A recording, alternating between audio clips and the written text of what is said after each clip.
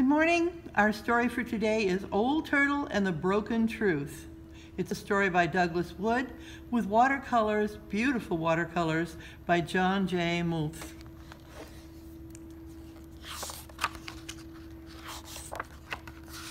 Once in a beautiful faraway land, there was somehow, not so very far,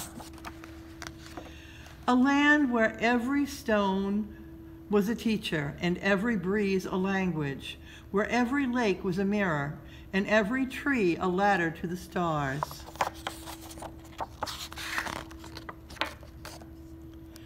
Into this far and lovely land, there fell a truth. It streaked down from the stars, trailing a tail as long as the sky, but as it fell, it broke. One of the pieces blazed off through the night sky. The other fell to earth in the beautiful land. In the morning, Crow found the fallen piece. It seemed to be a sort of stone, shiny and pleasing to the eye. He picked it up. "This is a lovely truth," said Crow. "I will keep it." And he carried it away. But after he held it for a while and examined it closely, Crow said, "This truth does not feel quite right. A part of it is missing. I will look for a whole one." He flew off and dropped it to the ground. The other creatures who like shiny things soon noticed the truth as well. Fox, coyote, raccoon, each picked it up and carried it a while, but they too found that it had rough edges and was difficult to carry, and its sparkle soon lost its appeal. "We do not need this broken truth," they said. "We will find a whole one." Butterfly and Bear also discovered the truth, drawn by its sweetness, but each found that it left a bitter taste after all. "There's something missing in this truth," they thought, and they left it alone. After a while, none of the creatures even noticed the broken truth anymore, and it lay on the ground, forgotten. Then a human being found it. He was walking slowly, listening to breeze, gazing at the beauties above and below and all around him when he found the broken truth. On it was writing, and the writing said, "You are loved." The man held it carefully, thinking it was the loveliest thing he'd ever seen. He tucked the broken truth into a safe place and kept it. Sometimes he would take it out and admire it, and the truth sparkled just for him and whispered its message to him alone, and the man thought he had never felt so proud and so happy. The man took the wonderful truth to his people, those who lived with him, who spoke as he spoke and dressed as he dressed, and whose faces looked like his. And together they cherished their newfound truth and believed in it. They hugged it to themselves, and it became their most important possession.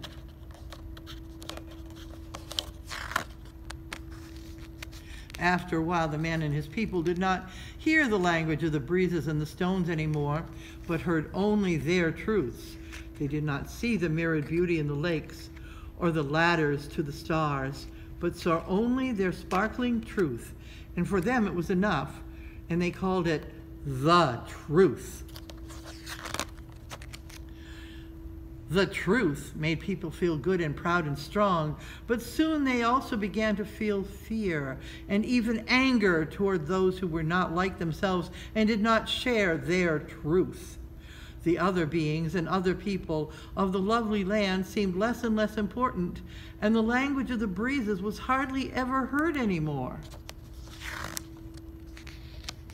Time passed, and other people said, "We must have this great truth for ourselves, for with it comes happiness and power." Many battles were fought, and the broken truth was won and lost over and over again.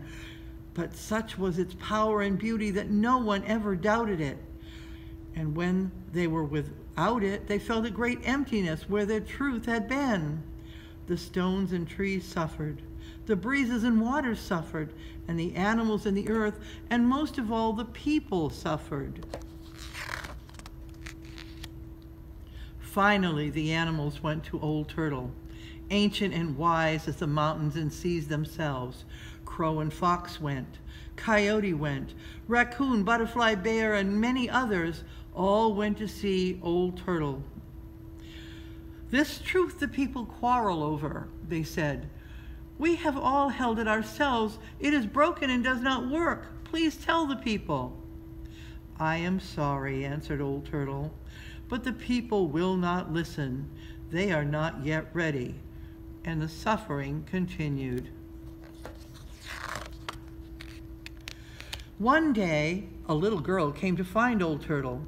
She had traveled very far, had crossed the mountains of imagining, the river of wondering, had found her way through the forest of finding out. And when she had grown tired, she had ridden on the backs of animals or the wings of birds, and they had helped her find her way. Finally, they came to a great hill in the very center of the world. From there, the little girl thought she had never seen so far or seen so much beauty. But when she saw Old Turtle, she could hardly speak. She simply looked with eyes of wonder. "Why have you come so far to find me, little girl? Little one?" asked the Old Turtle. Her voice rumbled like faraway thunder, but it was soft as the breeze through a caterpillar's whiskers. I wanted to ask a question," answered the little girl. "Where I live, the earth is sore and people are suffering. Battles are fought over and over again. People say it has always been this way and will never change. Can it change, Old Turtle? Can we make it change?" Old Turtle spoke. "The world you describe is not the world as it has always been, little one." Then Old Turtle told of how the people had found the broken truth and the suffering it had caused.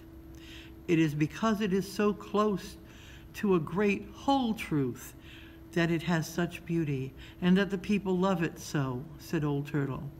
"It is the lost portion of the broken truth that the people need, if the world is to be made whole again." "But where is the missing piece?" asked the little girl. "Can we put the truth back together again?" "First, my child," said Old Turtle, "remember that these are truths all around us. There are truths all around us and within us. They twinkle in the night sky and bloom upon the earth. They fall upon us every day, silent as the snow and gentle as the rain. The people clutching their one truth forgot that it is a part of all the small and lovely truths of life. They no longer see these truths, no longer hear them. But perhaps, little one, you can." I'll try," said the little girl. And she thought once more of her long journey. She looked upon all the beauty that surrounded her, from the far hills to the flowers beneath her feet. She saw the movement of clouds and soaring of birds and the dancing of light upon the green and living earth. She heard the whispering of a breeze. And gradually, a feeling came over her as though all the world were made of truths, as if the world had been made just for her and she had been made for it. And she felt a secret smile somewhere deep inside and thought perhaps she understood. She looked once again at Old Turtle, her eyes more filled with wonder than before. Old Turtle spoke again. "Remember this also, little one," she said. "The broken truth and life itself will be mended only when one person meets another, someone from a different place or with a different face or different ways, and sees and hears herself. Only then will the people know that every person, every being is important, and that the world was made for each of us." For a long time, then the two friends were quiet. high on their hill in the very center of the world. And in her heart, the little girl thought she could see other people in other beautiful lands, people with their own ways, with their own truths, people different from her own, but still somehow the people. Excuse me. Finally, the little girl asked one more question. Old Turtle, how will the people learn these things? By seeking out those small and simple truths all around them, said Old Turtle. By listening once more to the language of the breezes, by learning lessons from the stones and the animals and the trees and the stars. Even turtles, she chuckled, and little girls.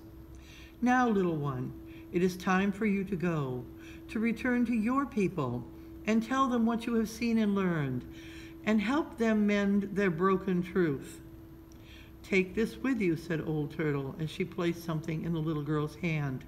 I have saved it for a very long time, for someone just like you. The little girl looked at what Old Turtle had given her. It was a kind of a stone, a mysterious, beautiful stone. It was lovely to touch, and it made her feel good to hold it. She squeezed it tightly and then tucked it away for her journey. Thank you, Old Turtle, she said, and hugged her friend's great leathery neck. And then she started home. Once more she traveled through the forest of finding out, crossed the river of wondering why, and the mountains of imagining. Crow led her way, and again, when the little girl grew tired, all of her animal friends helped. She sometimes touched the stone Old Turtle had given her to renew her strength, and it took a long time, yet almost no time at all. And she was home. But it had been a very long journey, and those who take great journey of the heart are changed. The people did not recognize her, and when she spoke, they did not understand. She told them of her journey, but the people could not follow her words. She spoke of a world made of small and gentle truths, of all the people being one people, but they could not catch her meaning. She explained about the broken truth and the need to make it whole, but the people did not believe her and could not understand. Finally, Crow, seeing all that had happened, flew to the place high above the village where the great truth was kept, a place where all could see it. He cawed and cawed in his loudest voice, and suddenly the little girl knew what to do. She climbed to the high place herself. She took Old Turtle's stone from her pocket and carefully added the missing piece to the old broken one. The people looked. The fit was perfect. The people looked and looked and looked. Some frowned, some smiled, some even laughed, and some cried, and they began to understand.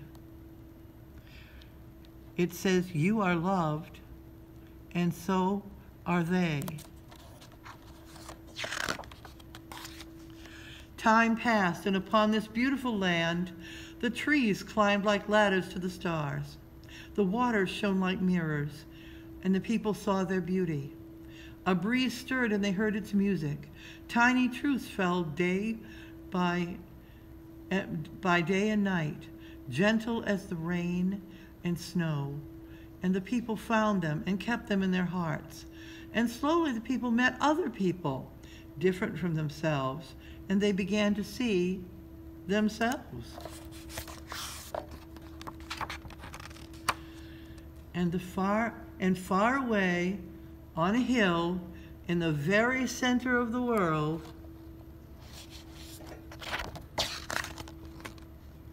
an old turtle smiled.